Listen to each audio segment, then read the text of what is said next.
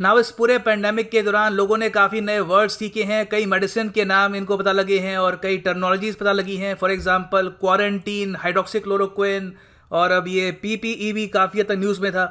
ये क्या है? देखिए, ये है personal protective equipment. Personal protective equipment एक बहुत ही वेग टर्म है। एक प्रोटेक्टिव इक्विपमेंट कंस्ट्रक्शन वर्कर का, सैनिटेशन में जो काम करते हैं उन लोगों का, किसी का भी हो सकता है, मगर आज के समय ड्यूरिंग दिस पैंडेमिक अगर हम कहते हैं पर्सनल प्रोटेक्टिव इक्विपमेंट तो ज़्यादातर इसका मतलब होता है equipment used by medical professionals, जैसे कि डॉक्टर्स, नर्सेस। जो इक्विपमेंट वो लोग पहनते हैं जब वो कोविड-19 पेशेंट के पास जाते हैं या फिर अपनी ड्यूटी कर रहे होते हैं, उसको हम कहते हैं पर्सनल प्रोटेक्टिव इक्विपमेंट। इंडिया में देखा गया कि इनिशियली इस इक्विपमेंट की काफी कमी थी। चाइना इस इक्विपमेंट को काफी कम एक्सपोर्ट कर रहा था और उनके यहाँ काफी इश्यूज थे मैन्युफैक्चरिंग को लेकर। इवेंचुअली इंडिया को आत्मनिर्भर बनना पड़ा when it came to personal protective equipment. ये जो इक्विपमेंट जब हम कहते हैं, इसमें हम बात करते हैं पूरे फुल बॉडी किट की। इसमें आते हैं goggles, face shield, mask, head cover, gloves, shoe cover. ये आप देख पाएंगे, ये जो पूरी किट है ना, यहाँ पर everything, all this is part of personal protective equipment. और आज के समय अगर हम दुनिया के सेकेंड लार्जेस्ट मैन्युफैक्चरर बन चुके हैं ऑफ पीपीई, क्या ये सब सरकार मैन्युफैक्चर कर रही है? नहीं, ज़्यादातर ये मैन्युफैक्चर कर रही हैं छोटी companies, private companies all over the country. यहाँ पे आप देख पाएंगे फैक्ट्री है, ये फोटो प्रोवाइड करी है नीति आयोग ने।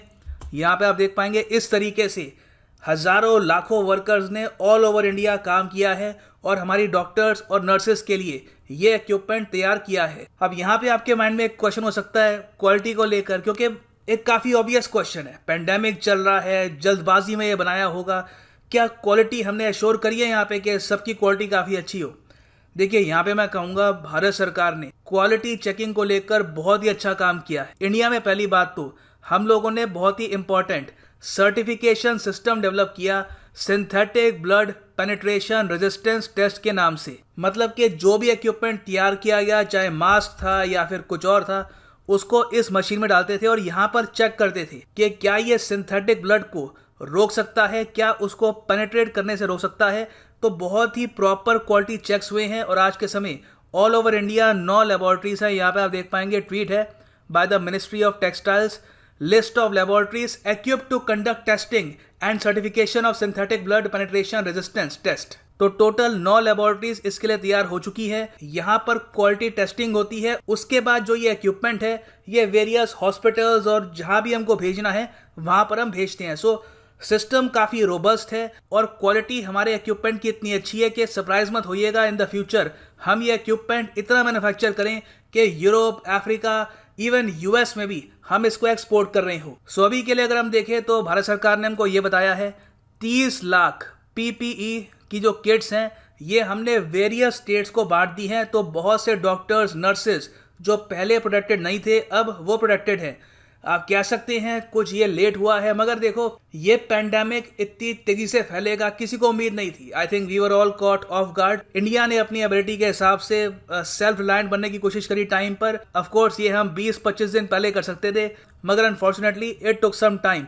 मगर फिर भी मैं कहूँगा अभी भी ये पैंडेमिक 50% भी खत्म नहीं हुआ है। ये मेरे शब्द नहीं है, बिल गेट्स, WHO के साइंटिस्ट, बहुत से एक्सपर्ट्स ये कह रहे हैं कि 50% भी अभी ये पैंडेमिक खत्म नहीं हुआ है।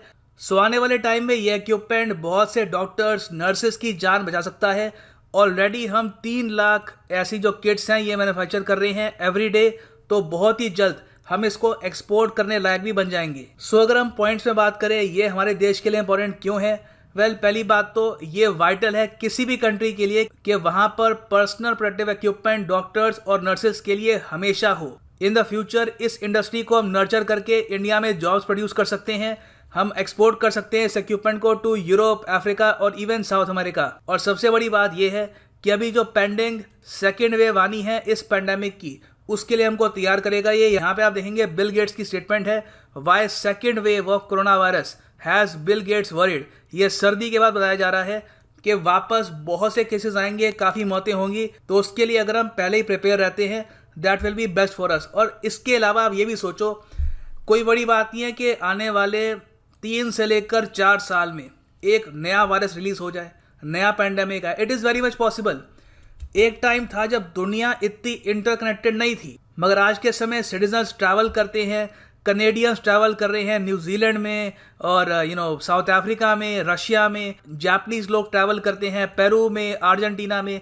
ये ह्यूमन हिस्ट्री में पहली बार हम देख रहे हैं कि इतना मैसिव ट्रैवल हो रहा है और बिजनेसेस हो रहे हैं, शिपमेंट्स जाती हैं वेरियस कंट्रीज में। तो कोई बड़ी बात नहीं है कि इन द फ्यूचर अफ्रीका या फिर इवन चाइना में एक नया वायरस ओरिजिनेट हो और इसी तरीके से दुनिया भर में ये फैल जाए। तो उसके लिए हम प्रिपेयर रहेंगे अगर हमारे पास ऑलरेडी पर्सनल प्रोटेक्टिव इक्विपमेंट को मैन्युफैक्चर करने की बहुत ज़्यादा कैपेसिटी होगी। So this is now the end of the video. Thanks for listening and as always, God bless you all.